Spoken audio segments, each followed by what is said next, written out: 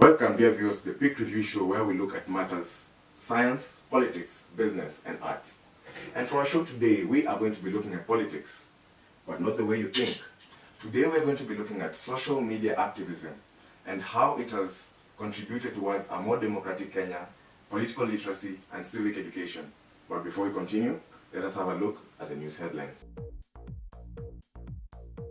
Kenya mourns the loss of its prolific activist Ken Wafula. Former Liberian President Salif Johnson wins the coveted Mo Ibrahim Award. The Kenya media is back on after a 5-day shutdown. The UN and the world mourns the loss of top human rights reporter and activist Asma Jahangir.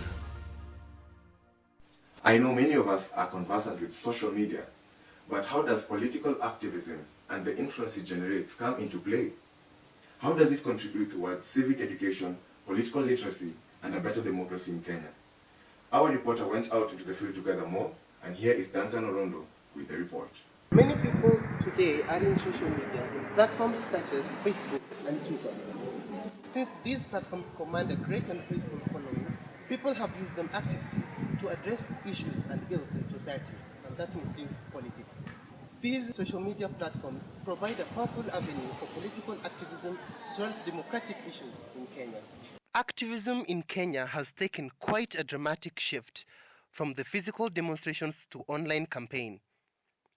Social media activism, also known as clicktivism, has great socio-political impacts as demonstrated by the Arab Spring. I had the opportunity to speak to political and international relations expert David Wambulwa, who expounded more on the impact of social media activism in politics. Yes, social media has really done quite a bit. The civic culture has really gone a notch higher because of social media. Because those days you only heard of elections once every 5 years. That is when now you could gauge how somebody had performed. In any case, any other medium which these people will engage in will be just those forums in the barazas where people will be engaging in a shouting match. But now we have an interactive forum where people can voice their opinion, people can communicate their frustrations, people can urge the government to prioritize certain projects maybe. Social media does not contribute, it has shaped up the political arena, especially in this country. There are laws that have been kept in our midst that just media houses have gone silent about them, but the social media stream them to the society. I agree and I concur and I support social media, how it has been retracking, shaping, and improving the way the information is streamed down the line to the common man. In this day and age, people need to feel connected, both the young, the old, the youths. People want to be involved in different issues, in making reforms. And as a political blogger, as somebody who blogs, I feel like social media is the best platform to do that because it gives you a voice. It gives somebody an opportunity to express themselves and to also change the world. Kenyan activists, bloggers, and the general masses have a considerable following on social media with the power to engage, inform, and influence many on socio-political issues. I also spoke to Desa University student president and writer, Karitha Kirimi, who has successfully used social media to champion for student issues to understand how social media works in engaging masses and highlighting issues. It's important because it's unregulated. You have a voice, everyone has a voice. You can use it to channel whatever you want to channel, and you can get people to follow a conversation, be it about police brutality, about sexual assault. It's easy for other people also to join on and follow that conversation and support it and add their stories to that specific movement. So I think going forward, a lot of people who are interested in fighting social injustice will have to look more and more at how to use social media for good, not just to call people out, but in terms of mobilizing real support, real ground support for whatever initiatives they have. I believe that social media, when used in the right way, can greatly impact the state of a country or a nation, especially when used by people who understand the political atmosphere of the state at the time. Social media has become a voice of the people and for the people. It enables awareness to be created among the masses, and one of the beautiful things about that is raising the political consciousness of the people. Growing influencer within the Kenyan political scene, as people are now more politically conscious, literate and involved due to the power of social media and mass communication. The citizen can be heard by many in speaking out their opinions about how they are governed. Reporting for Big Review on Politics, I am Duncan Rondo. Thank you very much, Duncan, for that comprehensive report. And now, in the light of politics, I had the privilege of hosting one great man with a fire in his belly for politics and a voice for the people. I was joined by Mr. Oraga, who will tell us more about politics and his experience in championing for people's rights. Mr. Oraga, what is your background in politics or activism or social media activism, if I can say so? What is your background? I started hearing about politics when I was so young. My grandfather has been in politics, though he has never won any seat, unfortunately. But he could tell us stories about politics, how politicians behave, and so you will find our family has that condition, as in, it's like you've been conditioned. I can't say that I was kind of influential. If I say something, people trusted me and all that. Then university happened. So many things happened in university, are happening currently, of which I don't think I'm really going to talk about it. But it will come up, don't yeah. worry. So, but nationally, I think I'm that person who cannot just see injustice and then keep quiet about it. Yeah, I have to speak up.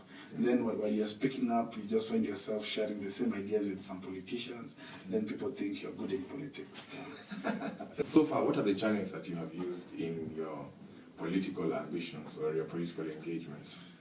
Have you used social media or some sort of activism channels for it? Social media comes in handy because you go on Twitter, especially Twitter. It's very active. It's very lively. Sure. Most times I prefer talking it out one-on-one with someone or people who I'm talking to. Whenever I'm offering leadership then I just pick it out. I've not found a bigger platform. I'm hoping so that one of these fine days my ideas will make an impact to this country. Yes. But I know I'm going places. That's one thing I'm very sure about. I want to take you back. I did a background research, and I'm looking at your political engagements in Daystar. We have seen the way events have turned out since late last year. Yeah. The whole class boycott by the students and the holding of the management and the council to task. And if I'm not wrong, you are among the people who are in the forefront, championing for students' rights and what they duly deserve. So, do you fear that holding these people accountable might cost you, as you said? Because we also know that the admin, more often than not, would victimize people who they deem to be fighting against them. Yes. That's a very interesting question because when we were starting, my father saw one of the tweets I tweeted about this. Then he texted me and asked me, don't you think that your education is at risk? Then I was like, Dad, I know. But there's one thing. So you actually knew yeah, this was said. But there's one thing that we should understand, that once I'm on the right, once I have facts, once I have the evidence, then I don't think you can victimize me. It's a very interesting story of the whole boycott, but I think I never thought it as a political move until when one of those management people started saying, "Oh, we have been paid by politicians to do this, blah blah blah." But I think politics is as old as man. So whether we like it or not, it turns out to be political. Have you been a victim of political injustice? Has there been an incident where something was done to you in retaliation that victimized you as a social or political activist? And if there's that hidden story, what is it? Am I really ready to talk about it? I don't know. I don't think I can talk about it. But well, just political injustice, as in maybe you define it differently, but whether you like it or not, as long as you're in Kenya, there's a lot of political injustice. Yeah. Family, like 2 incidents. And there's one that I don't think I'm ready to talk about it, like seriously. Yeah. One is it's personal to an extent. Yeah, I can talk about it on record. Well, that has been our interview with Mr. Oraga. Thank you very much for being on the show. Yeah.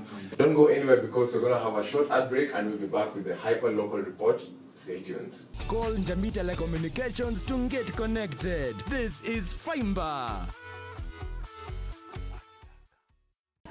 Hey guys, my name is Norman Nandabi, and today we're going to be talking about social media activism and its effects and its contribution to the society, the economy, just generally life. That's what we're going to be talking about, and I'll be talking to a few people to see what the opinions are, what they think about social media activism.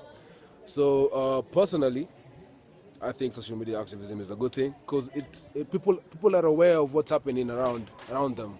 People get information about things. You could get information about your country from whatever place you are. Yeah, you could also contribute. You could help with coming up with solutions for whatever is going on in your country. So let's go see other guys. Let's see what they think about social media activism. Yo, Israel. What's up, hey, Israel. How are you? I'm good, man. What do you think about social media activism?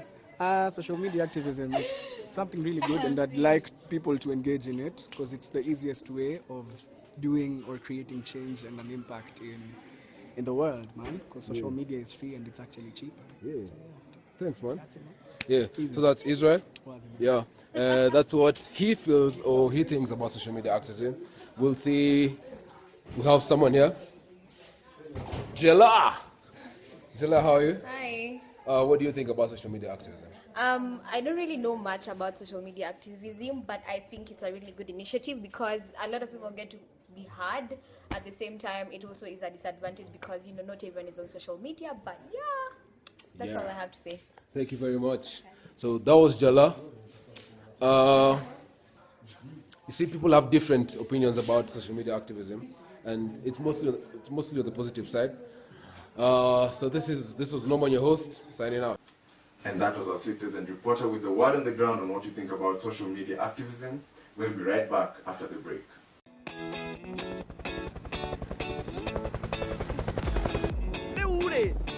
Tumejenga 4-bedroom maisonette hapa. All fiber townhouses connected with fiber to the home.